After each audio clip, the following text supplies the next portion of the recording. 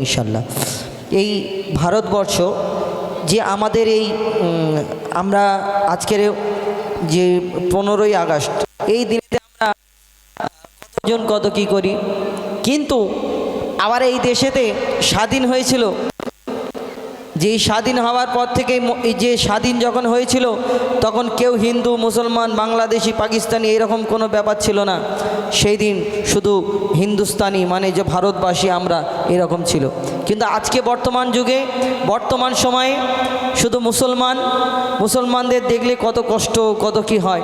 কিন্তু আজকেও দেখে নিন ওই যে দিল্লির গেটেতে খোদাই করে লেখা আছে মুসলমানদের নাম সব থেকে বেশি। কত আলিম ওলামা ওই ফাঁসির দড়িতে ঝুলেছিল এই ভারতবর্ষের জন্য। কত এই দুনিয়াতে কত কি হয়েছে।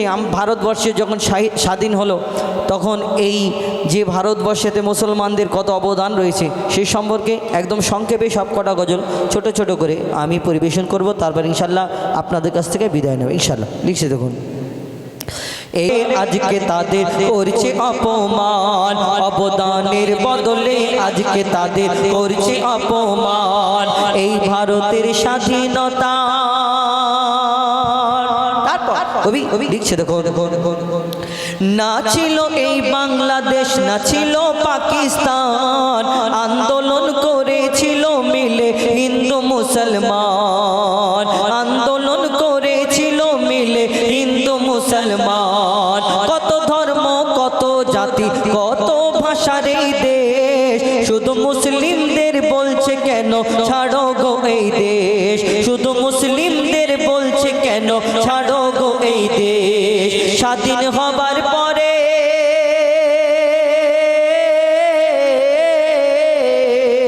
স্বাধীন হবার পরে স্বাধীন হবার পরে ভারত ছেড়ে আলোক হলো পাকিস্তান, স্বাধীন হবার পরে ভারত ছেড়ে আলোক হলো পাকিস্তান। তবুও ভারত ছেড়ে গেল না মোদের মতো মুসলমান, তবুও ভারত ছেড়ে গেল না মোদের মতো মুসলমান।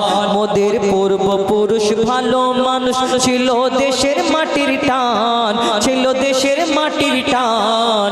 ভারত মায়ের ঋণ শোধাতে চায়নি পাকিস্তান।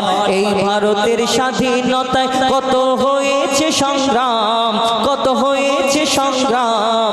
তখন সবাই ছিল ভারতবাসী, ছিল না হিন্দু মুসলমান। তখন সবাই ছিল ভারতবাসী, ছিল না হিন্দু মুসলমান। কত মুসলমানের অবদান, কত মুসলমানের, আজকে কোন মুসলমানের দাম নেই এই ভারতবর্ষের বুকে। সেই সম্পর্কে লিখছে দেখুন, মুসলমানের অবদানের কথা কি আর করি বয়ান, চেপে রাখা ইতিহাসে মুছে যাওয়া দেখো নাম। মুসলমানের অবদানের কথা কি আর করি বয়ান, চেপে রাখা ইতিহাসে লেখা মুছে যাওয়া নাম।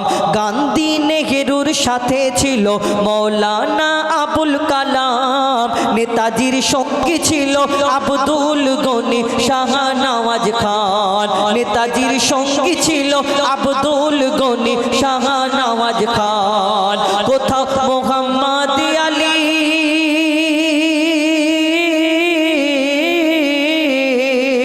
কোথাও মোহাম্মদ আলী, শওকত আলী, আশফাকুল্লাহ খান। জয় হিন্দ নারা দিয়েছিল প্রথম আবিদ হাসান, জয় হিন্দ নারা দিয়েছিল প্রথম আবিদ হাসান। ওগো ফাঁসি মুখে ফাঁসি চড়ে, ওগো ফাঁসি মুখে ফাঁসি চড়ে কত মুসলিম নওজওয়ান, কত মুসলিম নওজওয়ান। এই দেশকে ভালোবেসে চুকিয়ে দিল ভালোবাসার দাম, এই দেশকে ভালোবেসে চুকিয়ে দিল ভালোবাসার দাম। আজ ইতিহাস থেকে দিচ্ছে মুছে মুসলিম সংগ্রামীদের নাম, মুসলিম সংগ্রামীদের নাম। অবদানের বদলে আজকে তাদের করছে অপমান, অবদানের বদলে আজকে তাদের করছে অপমান। যাই হোক, আর দুটো তিনটে গজল আমি পরপর আপনাদের সম্মুখে ছোট ছোট করে শোনাবো, একদম একটা গলি একটা মুখ, তারপর ইনশাল্লাহ আপনাদের কাছ থেকে শহীদ কারবালাকে বিদায় নেব ইনশাল্লাহ। কবি চন্দ্র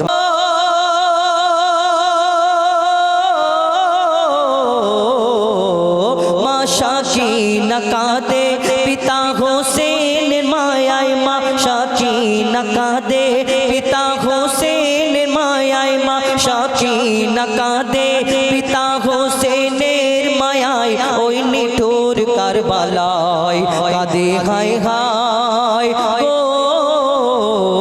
কাঁদে হায় হায় আর তড় পায় বলে মোর আবা কোথায়, ওই নিঠুর কারবালায় ওই কঠোর কারবালায় মা শাকিনা কাঁদে। কি ঘটনা হয় লিখছে দেখো, ৭২ শহীদের লাশ আর ৭১টা মাথা, ৭১টা মাথা বেটি শাকিনা খুঁজে বেড়ায় কোথায় আমার পিতা, কোথায় আমার পিতা।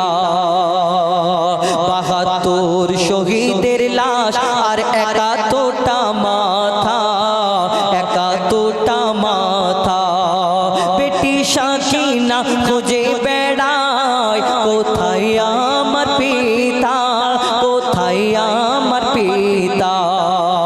এক মাথা কাটা দেহ থেকে তখনই আওয়াজ আসে গো, তখনই আওয়াজ আসে এসো বেটি শাকিনা তোমার আব্বা তোমায় ডাকে গো, তোমার আব্বা তোমায় ডাকে। মোর দেহ থেকে নিল মাথা কেটে, মোর দেহ থেকে মাথা কেটে নিয়ে গেল ওই এজিদের গোলাম শিমর মারওয়ান। পিতার লাশ দেখে গো, পিতার লাশ দেখে শাকিনা মাথা ঠোকে ইমাম হুসেনের সিনায়, দেখে আরশ কেঁপে যায়, দেখে আরশ কেঁপে যায় মা শাকিনা কাঁদে। যখন সকল শহীদ করে দেওয়া হলো এবং কারবালার ময়দানে ইমাম হুসাইন তানাদের ঘরের মহিলারা সেইখানে এবং তানাদেরকে ওই সেইখানে হাজির করানো হচ্ছিল এবং তাদের হাতে বেড়ি দিয়ে গলায় দড়ি দিয়ে টানতে টানতে সেখানে দরবারে হাজির করার জন্য নিয়ে যাচ্ছিল, সেদিন টানতে টানতে নিয়ে যাচ্ছিল এবং সকলকে বলেছিল যে কুফা শহরে যখন পৌঁছালো গিয়ে বললো আমরা একটা ডাকাতের দলকে ধরেছি এবং তাদের মেরে দিয়েছে তাদের ঘরের মহিলারা। তখন সেই শহরের লোকজন কি করলো, বড় বড় পাথর নিয়ে আমার দয়ার নবীর ঘরের মহিলাদেরকে ওই ইট ছুঁড়ে মারলো, কেউ পাথর দিয়ে আঘাত করলো, কেউ গরম পানি দিয়ে তাদের গায়েতে আঘাত করলো। কি ঘটনা হলো কবি ছন্দের মাধ্যমে লিখছে দেখুন। ইমাম হোসেনের বিবি বেটি আর জৈনবদের ধরে, জৈনবদের ধরে ইমাম হোসেনের বিবি বেটি আর জৈনবদের ধরে, জৈনবদের ধরে কারবালা থেকে নিয়ে গেল, কারবালা থেকে নিয়ে যাবে এজিদের দরবারে, এজিদের দরবারে। তাদের হাতে বেড়ি গলায় দড়ি দিয়ে এজিদ সেনা টানতে থাকে, এজিদ সেনা টানতে থাকে। ভোকা প্যাসায় অসহায় হোসেনের খানদান কানতে থাকে, হোসেনের খানদান কানতে থাকে। এজিদ সেনা পৌঁছালো যখন কুফা নগরে গো, এজিদের দরবারে আওলাদে নবীদের উপরে সবাই অত্যাচার করে গো, সবাই অত্যাচার করে। গরম পানি ছোড়ে কেহ পাথর মারে, গরম পানি ছোড়ে কেহ পাথর মারে।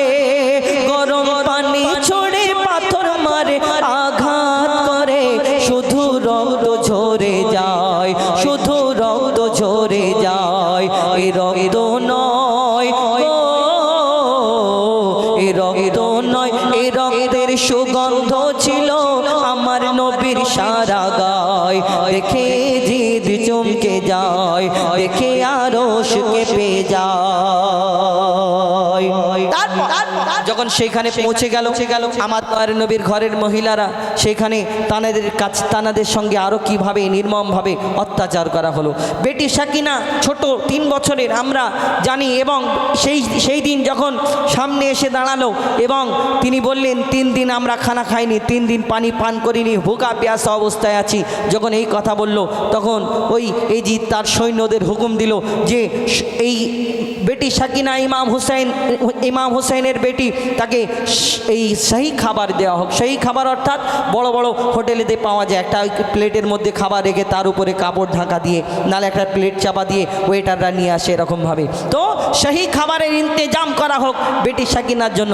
কিন্তু সেই দিন সত্যিকারকে সেই খাবার দিয়েছিল না, ওই প্লেটের মধ্যে করে কি দিয়েছিল আর কি করেছিল কবি ছন্দের মাধ্যমে লিখছে। দেখুন, অহংকারী এজিদ বসে বলে সোনার সিংহাসনে, সোনার সিংহাসনে তোমাদের মাঝে যে সাকিনা, এসো আমার সামনে, এসো আমার সামনে।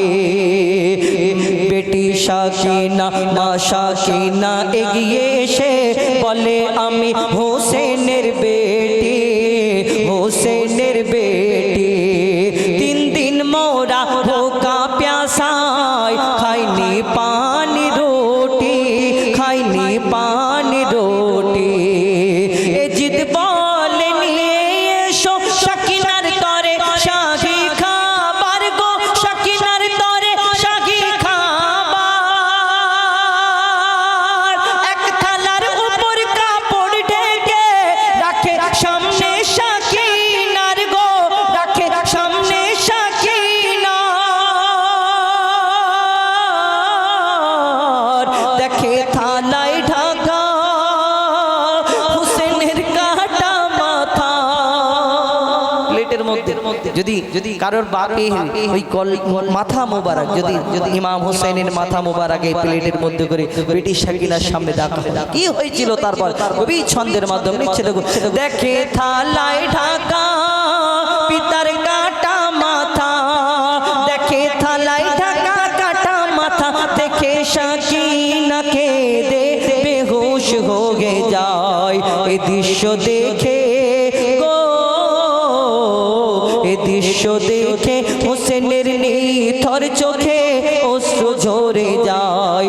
দেখে এজিদ চমকে যায়, দেখে এজিদ চমকে যায়। মা সাকিনা কাঁদে পিতা হোসেনের মায়ায়, মা সাকিনা কাঁদে পিতা হোসেনের মায়ায়। ওই নিঠুর কারবালায় কাঁদে হায় হায় গো, কাঁদে হায় হায় আর তড়পায় বলে মোর আব্বা কোথায়। ওই নিঠুর কারবালায়, ওই কঠোর কারবালায়, ওই নিঠুর কারবালায়। এবার একটি ফরমাইশ গজল বলে তারপর আমাদের ওই